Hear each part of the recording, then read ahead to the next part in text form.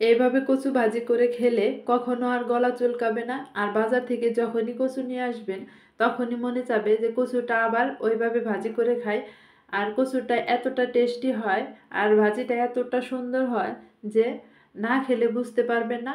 Hello everyone, আসসালামু আলাইকুম। কেমন আছেন আপনারা সবাই? আশা করি সবাই ভালো আছেন। আমি টাঙ্গাইল থেকে বলছি সীমা। আপনারা দেখছেন আপনাদের পছন্দের ইউটিউব চ্যানেল সীমার সংসারে আপনাদের সবাইকে স্বাগতম। আবার হাজির হয়ে গেলাম নতুন আরেকটি এপিসোড নিয়ে। আজকে আমি করে দেখাবো কচু ভাজি। কচুটা ভাজি করার জন্য এরকম আমি চিকন চিকন করে কেটে নিছি। আর কচুটা ভালো মতো দিয়ে পরিষ্কার করে পানিটাও ঝরিয়ে নিছি।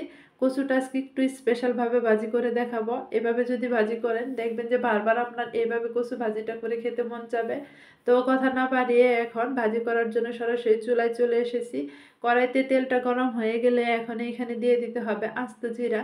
তেলটা ভালো মতো গরম করে নেবেন, তাহলে কচু ভাজিটা কখনো আর কড়াইতে ধরবে না বা পুড়ে যাবে না। এখন জিরাটা দিয়ে দেওয়ার পর এখানে আমি মোটা মোটা করে পেঁয়াজ কেটে নিছি, সেই পেঁয়াজগুলো দিয়ে দিচ্ছি। আমি ভাজিতে সবসময় মোটা মোটা করে পেঁয়াজ ইউজ করি। আর আপনারা চাইলে কিন্তু চিকন চিকন করেও দিতে পারেন, তবে মোটা পেঁয়াজটাই দিলে আমার কাছে বেশি ভালো লাগে। আর সাথে সাথে দিয়ে দিচ্ছি তেজপাতা। এখানে একটা তেজপাতা আমি 3 পিস করে নিয়ে নিছি। আপনারা চাইলে এই তেজপাতাটা স্কিপ করতে পারেন। আর সাথে সাথে দিয়ে দিলাম কিছু শুকনা মরিচ। এই শুকনা মরিচটা যদি আপনি কচু ভাজিতে ইউজ করেন দারুণ একটা ফ্লেভার আসবে। আর শুকনা মরিচটা ভাজি হয়ে গেলে দেখবেন যে সুন্দর একটা ফ্লেভার আসে। আর এইভাবে শুকনা মরিচ কচু ভাজিতে দিয়ে দিলে বেশি একটা ভালো লাগে ভাজিটা। সেজন্য আমি শুকনা মরিচ দিয়ে দিলাম। এখানে কিন্তু কিছু কাঁচামরিচও অ্যাড করব, তবে কাঁচামরিচটা এখন দিব না, পরে দিব। এখন আগে থেকে ধুয়ে রাখা সেই কচুগুলো দিয়ে দিব। যেহেতু আমার পেঁয়াজটা ভাজি ভাজি হয়ে গেছে, সেই কচুগুলো এখন দিয়ে দিচ্ছি। দিয়ে দেওয়ার সাথে সাথে এখন এখানে দিয়ে দিতে হবে লবণ। আর দিব হলুদের গুঁড়ি। এটা কালারের জন্য যার যতটুক লাগবে ততটুক দিবেন। আর লবণটা যে যেরকম খান সেরকম করে দিয়ে নেবেন। এরকম করে দিয়ে তারপর নেড়ে চেড়ে লবণ আর হলুদের সাথে কচুটা ভালো মতো মিক্সড করে নিতে হবে। আর দেখেন আমি এই যে নেড়ে নিচ্ছি, একটু কিন্তু কচুর গায়ে পানি নাই, একদম কিন্তু পানিটা সুন্দর করে ঝরিয়ে নিতে হবে। ভালো মতো ধুয়ে পরিষ্কার করে একটা ছাকনাতে রেখে দিবেন, তাহলে দেখবেন যে পানিটা সুন্দরভাবে পড়ে গেছে।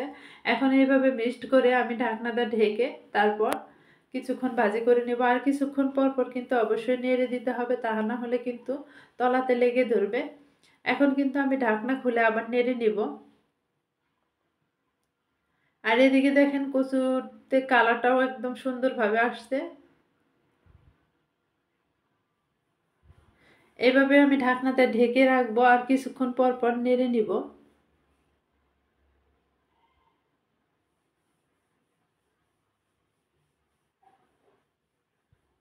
ভিডিওটা কেটে কেটে না দেখে একটু ফুল্লিভাবে দেখতে চেষ্টা করবেন, দেখার চেষ্টা করবেন। কারণ ফুল্লিভাবে দেখলে মাঝে মাঝে কিন্তু অনেকে অনেক টিপস বলে দেয় মাঝখানে, ভিডিওর মাঝখানে হয়তো আপনি ওই ভিডিও যদি কেটে কেটে দেখেন ওই টিপসটা জানবেন না।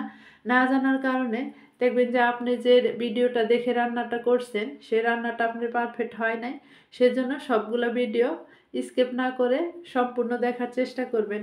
আর দেখেন আমি কিছুক্ষণ পর পর এইভাবে নেড়ে নিচ্ছি। আর কচুটা আমার প্রায় সিদ্ধ হয়ে আসছে। কচু কিন্তু একদম গলে যাবে না বা সিদ্ধ ফুল্লিভাবে হবে। কচুটা প্রায় সিদ্ধ হয়ে গেছে। এখন আমি এখানে দিয়ে দিচ্ছি লেবু। এখানে আমি 1 ফালি লেবু শুধু রসটা আমি চিপে চিপে দিয়ে দিব, তাহলে কি হবে গলাটা আর চুলকাবে না।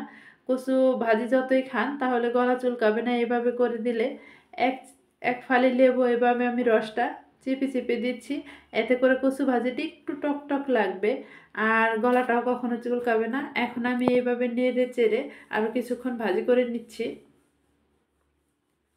তো ভাজিটা হয়ে আসছে। এখন এখানে আমি দিয়ে দিচ্ছি কাঁচামরিচ। এই কাঁচামরিচটা এই টাইমে দেওয়ার কারণ হচ্ছে কাঁচামরিচটা সবুজ সবুজ থাকবে, ভাজিটা দেখতে ভাল লাগবে, সেই জন্য আমি লাস্টে দিয়ে দিচ্ছি। এইভাবে কাঁচামরিচটা দিয়ে 2 মিনিটের মতো আমি নেড়ে চেড়ে তারপর চুলাই থেকে নামিয়ে নিলাম। আর আমার কচু ভাজিটা দেখেন এখন এরকম হয়েছে। কালারটাও কিন্তু সুন্দর আসছে। আর আমি এইভাবে ভাজি করে নিলাম। আর খেতেও কিন্তু ভীষণ মজা লাগবে। গরম গরম ভাতের সাথে এই কচু ভাজিটা বেশি বেশি ভালো লাগে। আর আমি একটা আস্ত কাঁচামরিচও এরকম করে ভাজি করে রেখে দিয়েছিলাম পরিবেশনের জন্য, সেটা উপরে দিয়ে দিলাম, দিয়ে এইভাবে পরিবেশন করে নিলাম। ভিডিওটা ভালো লাগলে অবশ্যই কিন্তু সাবস্ক্রাইব করবেন, আমার চ্যানেলের সাথেই থাকবেন। আজকের মতো এই পর্যন্ত। আসসালামু আলাইকুম, আল্লাহ হাফেজ।